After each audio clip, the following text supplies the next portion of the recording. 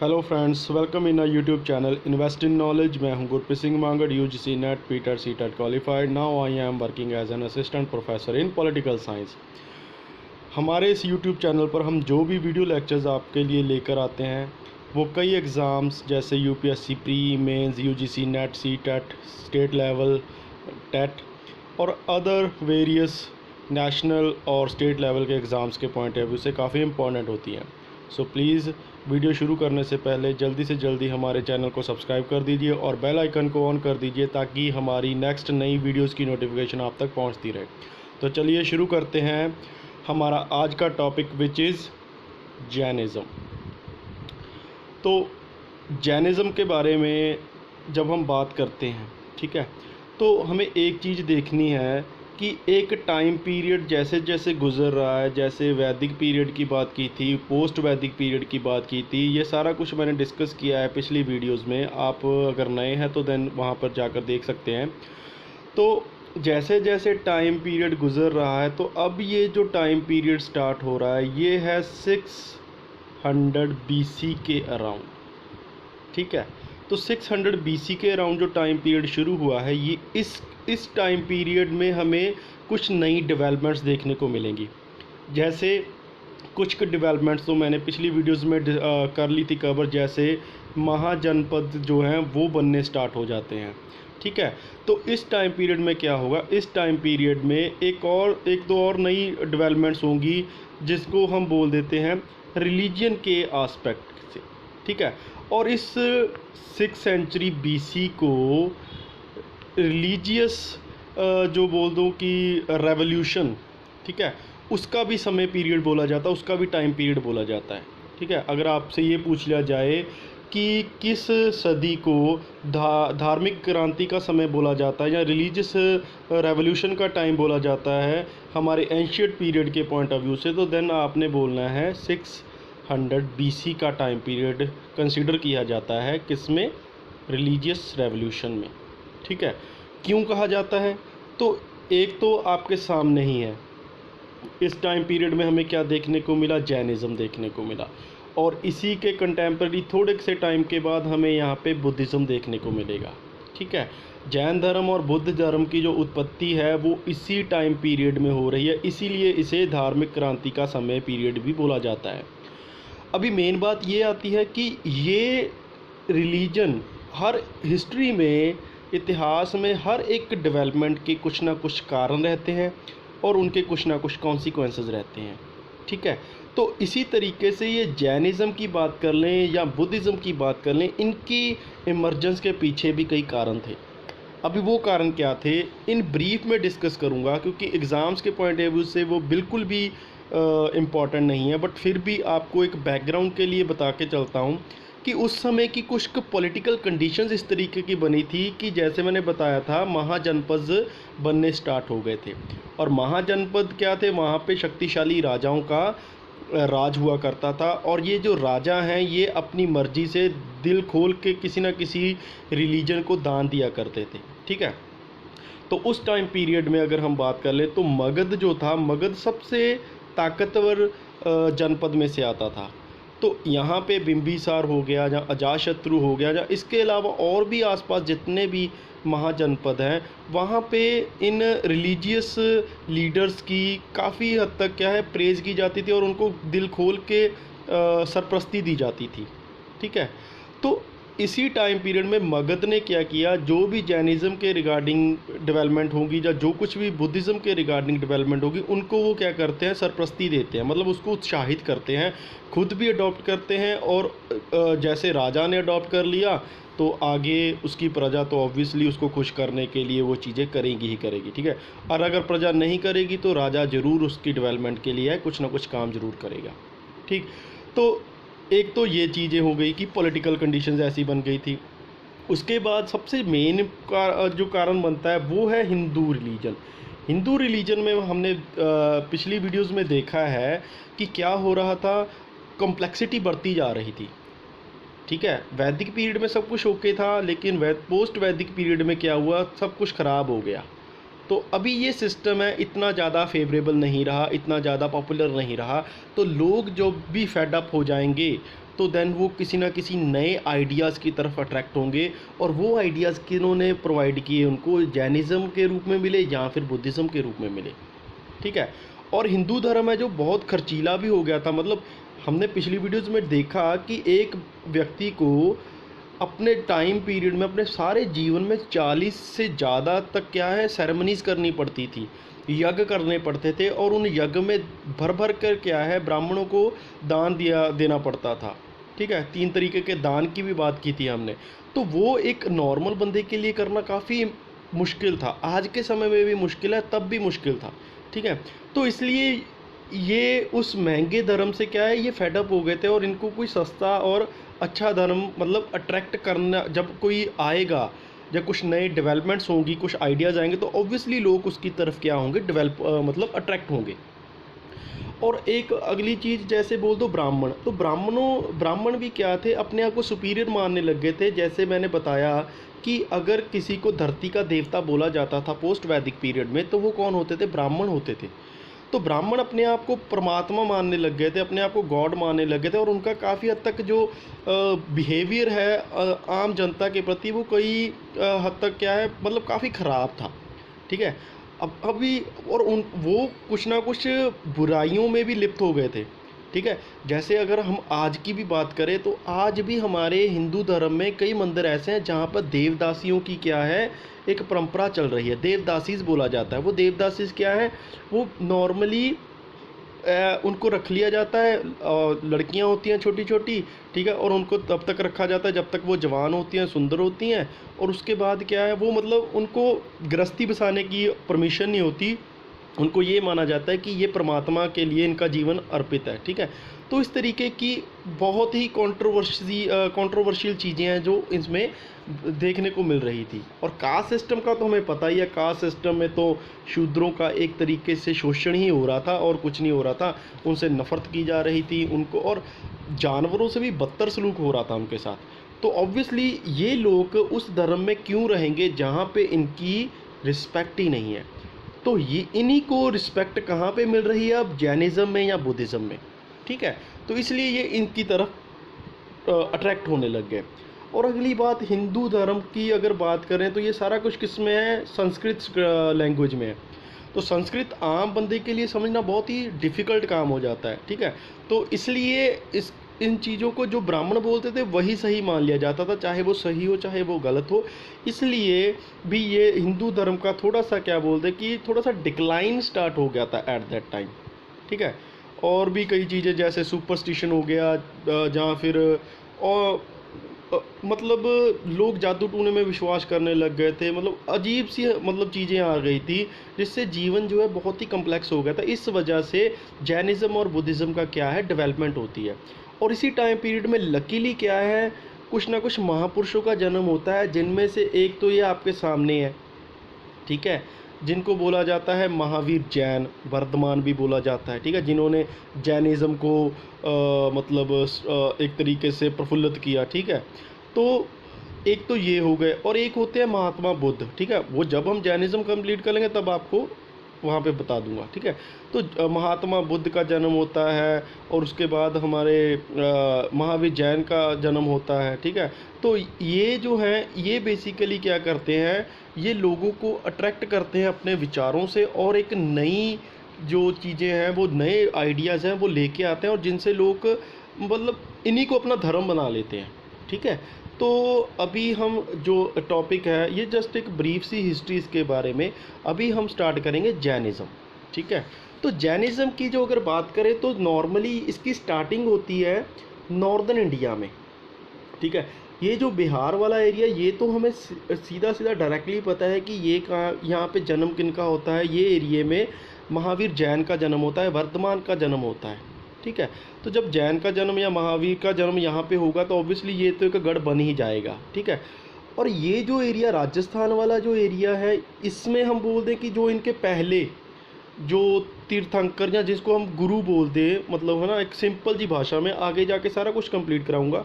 तो यहाँ पे क्या है, ये ऋषभ देव हैं जो इनके जैनिज़्म के माने जाते हैं, सबसे पहले हैं, उनका जो चीज़ें हैं वो यहाँ पे मतलब एक डेरा टाइप कह लो या जहाँ पे वो सेटल हो गए थे, ठीक है।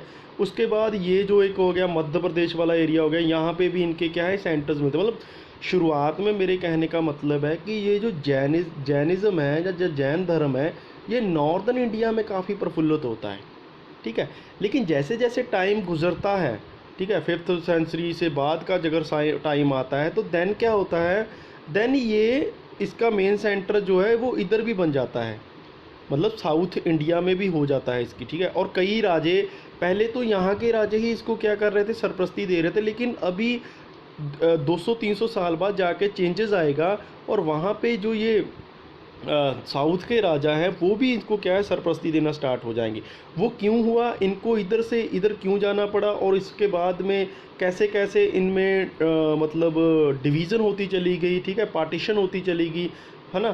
तो क्या क्या इसके सेक्ट बन गए, वो सारी चीज़ें हम डिटेल में करेंगे, ठीक है। तो मतलब अभी फ़िलहाल यही देखो कि ये तो जो है बिहार, मध्य प्रदेश और राजस्थान और यहाँ पे जो श्रवण बेंगोला है, ये मेनली सेंटर्स हैं हमारे इंडिया में जैनिज़्म के, या जैनिस्ट लोग हमें यहाँ पे बहुत ज़्यादा मिलेंगे।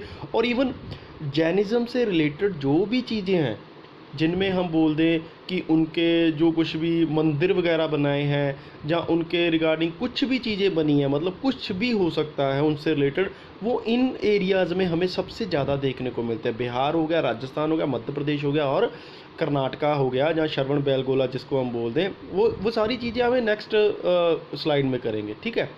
तो चलिए अभी स्टार्ट करते हैं जैनिज़्म से, ठीक है। तो जैनिज़्म के बारे में बोला जाता है कि सबसे पहले जो जैनिज़्म की जो स्टार्टिंग हुई वो किसके, इनमें कितने तीर्थंकर्स होते हैं, वो होते हैं 24 तीर्थंकर्स। तीर्थंकर्स मतलब एक तरीके से अभी मान के चलो गुरु के टाइप, टीचर के टाइप, ठीक है। जहाँ कोई जो उपदेश दे रहा है, जहाँ जो कुछ अपने आइडिया से या अपने तजर्बे से आपको कोई चीज़ें सिखा रहा है, ठीक है। तो तीर्थंकर का मतलब ये है, ठीक। तो ये माना जाता है कि जैनिज़्म में टोटल 24 जो बोल दो कि तीर्थंकर्स हैं या गुरु बोल दो, जिसकी स्टार्टिंग होती है ऋषभ देव से, ठीक है। ऋषभ देव को माना जाता है कि ये इनका सबसे पहला मतलब जैनिज़्म में होगा, ठीक है। तो मतलब ये टोटल 24 की पूजा करते हैं, उनमें से सबसे फर्स्ट माना जाता है ऋषभ देव को, ठीक है। अभी ऋषभ देव के बारे में क्या बोला जाता है कि ऋषभ देव जो हैं वो किनके बेटे थे, उनका जन्म अयोध्या में हुआ था, और वो नॉर्मली क्या है अपना सारा कुछ एक राजा के बेटे थे, और उसके बाद उन्होंने अपना सारा कुछ जीवन छोड़ दिया और भक्ति में चले गए, और धीरे धीरे मतलब माना जाता है कि जैनिज़्म की स्टार्टिंग ऋषभ देव ने की है, ठीक है। ये इनके फर्स्ट तीर्थंकर हैं, या फर्स्ट गुरु या फर्स्ट टीचर बोल दो, ठीक है। और जो बोल दो महावीर जैन है या महावीर वर्धमान है, ठीक है, और उनको इस धर्म का 24वां तीर्थंकर माना जाता है, मतलब सबसे लास्ट माना जाता है, ठीक है। ये पहले हो गए और ये हो गए 24वें, और इनके बिटवीन जो भी आते हैं, मतलब फर्स्ट से लेके सेकंड कौन था, थर्ड कौन था, फोर्थ कौन था, इनके बारे में जानकारी मिलती ज़रूर है, लेकिन बहुत ही ब्रीफ मिलती है, मतलब इतनी डिटेल में नहीं मिलती, ठीक है। हमें सिर्फ पता चलता है पहले ऋषभ देव थे, 24 में महावीर जैन थे और 23 में थे पार्श्वनाथ थे, ठीक है। सिर्फ इतना पता चलता है, और इनके ऋषभ देव और पार्श्वनाथ के बारे में तो थोड़ी बहुत ही इन्फॉर्मेशन मिलती है, लेकिन बीच के जो 2 से लेकर 22 तक तीर्थंकर हैं या गुरु हैं इनके, उनके बारे में हमें इतनी ज़्यादा इन्फॉर्मेशन नहीं मिलती, ठीक है। उसके बारे में हिस्ट्री जो है, इतिहास जो है वो चुप है।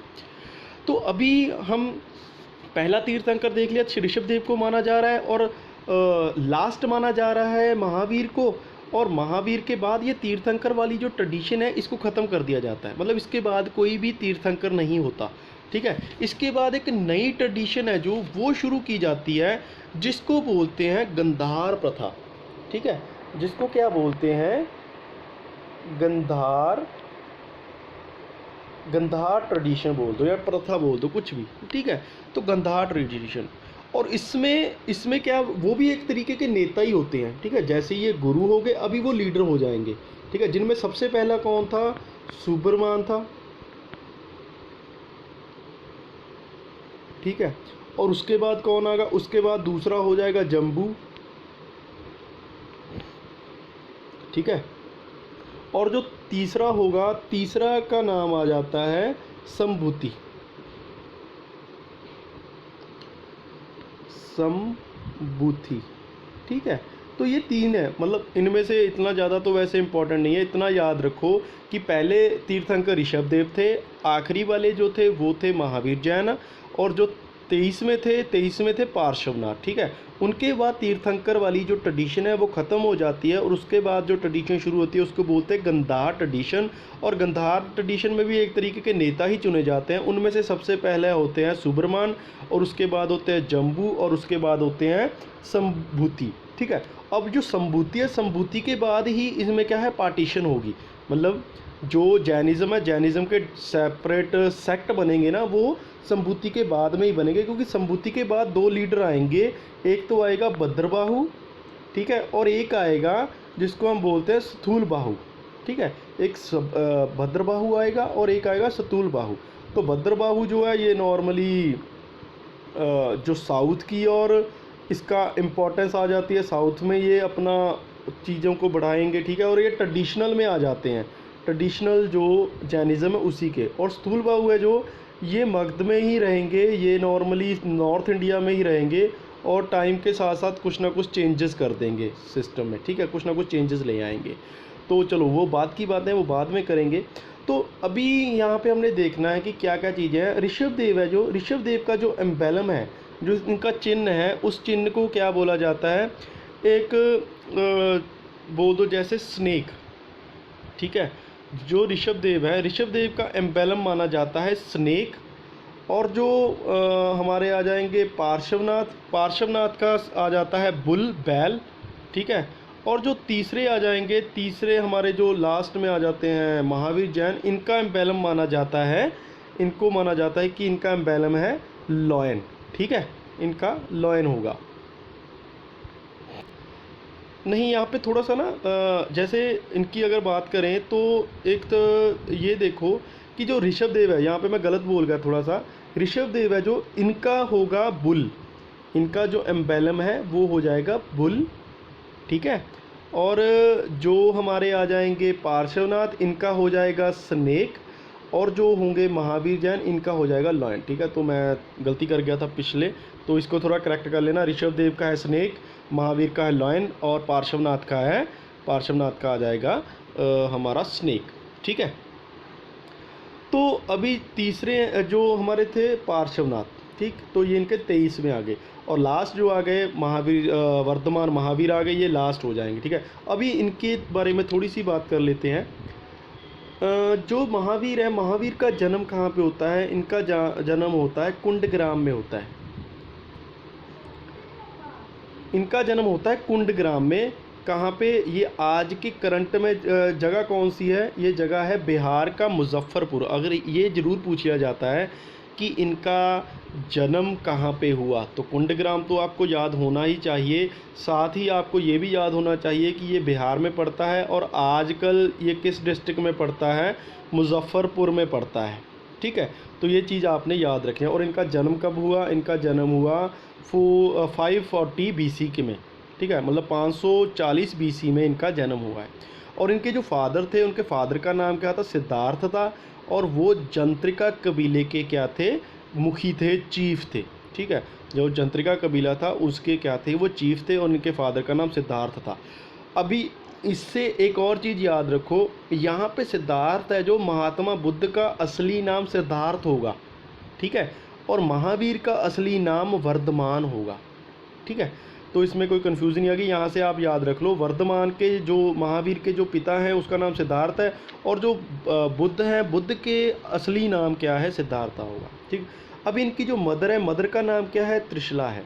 वो किस कबीले से रिलेटेड है, वो है लिच्छवी प्रिंस, मतलब लिच्छवी कबीले की जो प्रिंसेस हैं वो है उसकी मदर, जिसका नाम त्रिशला है। और ये किसकी मतलब बहन है, ये चेटक की बहन है, ठीक है। हमने पिछली वीडियोज़ में देखा था कि चेटक काफ़ी फेमस था, वैशाली का मुखी था, राजा था। और उसकी सिस्टर जो त्रिशला है, उसकी शादी किससे हुई थी, महावीर जो हैं उनकी वो मदर थी एक तरीके से, ठीक है। इनकी मतलब ये जो हैं महावीर, ये लिच्छवी के एक तरीके से रिलेटिव्स हैं। ये इनके मतलब नाना होंगे, चेटक इनके नाना होंगे, ठीक है। अभी महावीर किसके कंटेम्प्रेरी आ जाते हैं, बिंबिसारा के कंटेम्प्रेरी आ जाते हैं, ठीक है, उनके साहित्य रिलेटेड हैं ये। तो चलिए नेक्स्ट करते हैं इसमें। अभी इनकी लाइफ के बारे में देख लेते हैं। इनकी शादी किनसे हुई थी, इनकी शादी हुई थी यशोदा से, ठीक है। अभी यहाँ पे भी एक ट्रिक है, देखो जब बात आती है महावीर जैन की, तो देन उनकी शादी हुई है यशोदा से। लेकिन जब वो पूछें कि महात्मा बुद्ध की शादी किससे हुई, तो देन वहाँ पे आ जाएगा यशोधरा, ठीक है। तो मतलब एक मिलता जुलता नाम ही आ गया, ठीक है। तो बिल्कुल भी कंफ्यूज नहीं होना है यहाँ पे। तो इनकी शादी हुई थी यशोदा के साथ, जो एक तरीके से, और उनसे उनकी एक बेटी भी जन्म लेती है जिनका नाम होता है प्रियदर्शना बोल दिया जाता है। और कहीं जो है उनमें इनका नाम अनुजा भी आता है, ठीक है, कहीं कहीं इनका नाम अनुजा भी आता है। तो ये हो गए। और इनकी जो शादी है, इनकी शादी जो हो गई वो किनसे होती है, जमाली से होती है। मतलब जमाली इनका क्या है, सन इन लॉ है, ठीक है। तो ये अक्सर हॉट टॉपिक रहते हैं, फादर का नाम बताओ, कबीले का नाम बताओ, माता का नाम बताओ, उनके कबीले का नाम बताओ, इनकी बेटी का नाम बताओ, ठीक है, इनकी वाइफ का नाम बताओ, इनके सन इन लॉ का नाम बताओ। और सन इन लॉ से एक और चीज़ जुड़ी हुई है, ये इनके फर्स्ट डिसिपल बनते हैं, मतलब इनके फर्स्ट शागिर्द भी बनते हैं, जो वो जमाली ही होते हैं, जो कि इनके सन इन लॉ होते हैं, ठीक है। अभी 30 वर्ष तक 30 सालों तक ये क्या अपना गृहस्थ जीवन को एंजॉय करते हैं। उनके बाद क्या होता है, ये अपने मतलब एक तरीके से सन्यासी हो जाते हैं, ठीक है, एक सन्यासी हो जाते हैं। अपने भाई से जो इनका बड़ा भाई है उनसे, जो जिनका नाम नंदी वर्मन है, उनसे आज्ञा लेकर ये क्या कर देते हैं, ये गृहस्थ जीवन को त्याग देते हैं, ठीक है। और एक और चीज़, इनका नाम महावीर कैसे पड़ा, तो महावीर के लिए एक कहानी है कि इन्होंने क्या किया था जब ये छोटे थे, तो देन इन्होंने एक शेर को, जैसे कह लो कि काबू में किया था, एक हाथी को काबू में किया था, मतलब काफ़ी वीर बहादुर जैसे कुछ ना कुछ कारनामे किए थे, इसलिए इन कारनामों की वजह से इनका नाम महावीर पड़ गया था, ठीक है।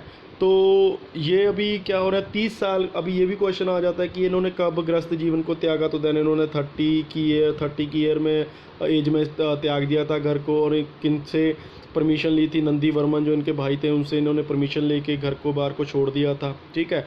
और उसके बाद इन्होंने क्या किया, इन्होंने 12 साल तक क्या किया, ज्ञान प्राप्ति के लिए एक कठोर तप किया, ठीक, 12 साल तक किया। और 13वें साल में जाके इनको क्या होता है, जो 10th ऑफ वैसाख होता है, वैसाख महीना होता है, वैसाख की जो 10th तारीख होती है, उनमें मतलब इनको क्या होता है, एक गांव है, मतलब जिसको बोला जाता है जरिम्बिक गांव है, वहाँ पे इनको क्या होता है, ज्ञान, सुपीरियर नॉलेज की, सुप्रीम नॉलेज की मतलब प्राप्ति होती है, जिसको ये बोलते हैं कैवल्य, ठीक है, कैवल्य बोलते हैं। मतलब एक तरीके से ये बोल दो कि इनको परमात्मा क्या है, जो कुछ भी इनके दिमाग में क्वेश्चंस थे, उन चीज़ों का इनको हल मिल जाता है, ठीक है। तो इन्होंने काफ़ी हद तक कठोर तपस्या से ये चीज़ें हासिल की थी, ठीक है। तो अभी इनको क्या बोला जा रहा है, इनको आफ्टर कैवल्य की अचीवमेंट के बाद इनको जैना बोला जाने स्टार्ट हुआ, यहाँ जितेंद्र, ठीक है, यहाँ जैन, जहाँ फिर जितेंद्र, ठीक है, और जहाँ फिर महावीर, ठीक। तो ये नॉर्मली और जैन या जितेंद्र का मतलब क्या है, जिसने अपने जैन का मतलब है महान जेतु, ठीक है, महान जिसने कोई विजय प्राप्त कर ली हो। और जितेंद्र का मतलब है जिसने अपनी इंद्रियों पे विजय हासिल कर ली हो, अपनी इंद्रियों को जीत लिया हो, जिसने मतलब अपनी सारी इंद्रियों को काम करो, लोभ मोह के अकॉर्डिंग जो भी चीज़ें हैं उनको अपने वश में कर लिया हो, इसलिए इनको जितेंद्र भी बोला जाता है, जैन भी बोला जाता है, इनको अरिहत भी बोला जाता है, ठीक है, अरिहत भी बोला जाता है। अरिहत का मतलब क्या है, वर्दी, ठीक है, अरिहत भी बोला जाता है इनको। और जो बोल दो कि इन्होंने अपना फर्स्ट जो लेक्चर दिया था या फर्स्ट उपदेश दिया था, वो दिया था राजगृह में, ठीक है। राजगृह अभी क्या है, मगध की राजधानी थी उस समय ये। तो राजगृह में इन्होंने अपना फर्स्ट जो बोल दो कि जो वहाँ पे एक विपुल पर्वत है, विपुल पर्वत पर इन्होंने अपनी एक पहला उपदेश दिया था। और उसके बाद इन्होंने कई और जगह पर भी जो कि चीज़ें हैं कि मतलब उपदेश वगैरह दिए हैं, ठीक है। तो इनको अभी कई और नाम से भी बुलाया जाता है, जैसे इनको निर्ग्रंथ भी बोला जाता है। निर्ग्रंथ जो संसारिक बंधनों से मुक्त हो गए, अरहत जिसको वर्थी बोल दिया जाए या फिर पूजनीय बोल दिया जाए, कैवलिन भी बोल दिया जाता है। कैवलिन मतलब जिनको ज्ञान की प्राप्ति हो गई है, ठीक है, इन नाम से याद किया जाता है। और इसी वजह से जो जैनिज़्म है, जैनिज़्म को भी क्या है, जैनिज़्म को भी कई जगह पर अरहत फ़िलॉसफी बोला जाता है। शुरू शुरू में मतलब कई जगह पर इनको अरहत फ़िलॉसफी भी बोला जाता है। इसको निर्ग्रंथ भी बोला जाता है, ठीक है। निर्ग्रंथ मतलब बंधन मुक्त, जिसमें किसी तरीके के बंधन ना हो, ठीक है। इन चीज़ों से भी, इन मतलब आइडिया से भी इनको क्या है, याद किया जाता है, ठीक है। तो ये बेसिकली देख लो आप एक स्लाइड, इसमें यहाँ पे हिस्टोरिकली इनका जन्म 450 बीसी 440 540 बीसी में माना जाता है। और ट्रेडिशनली एक और भी चीज़ें चल रही हैं साइड बाय साइड, जिसमें हम बोल दें कि 599 बीसी को भी इनमें इनका जन्म माना जाता है। मतलब इनमें से अगर कोई भी आ जाए तो वो दोनों में आपको क्या है, टिक करने मतलब बनते हैं। ये सबसे ज़्यादा इसको माना जाता है 540 वाले को, ठीक है।